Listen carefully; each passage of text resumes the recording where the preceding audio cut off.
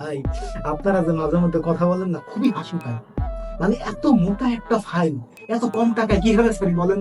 এই ফাইলটা পাস করতে, এত মোটা ফাইল পাস করতে কষ্ট হয় না? কষ্ট তো বেশি। তারপরও ঠিক আছে, মনে করেন এটা যদি অন্য কোনো সময় হইতো, অন্য কোনো সিজন, আমি একটু চেষ্টা মিষ্টা করে দেখতাম। এই সিজনে তো ভাই এটা সম্ভব না। আরে বুঝতেছেন না এখন কোন সিজন? সামনে কোরবানি, কোরবানির ঈদ। কোরবান দিতে হবে না? তো কোরবানটা আমরা কিভাবে দিই?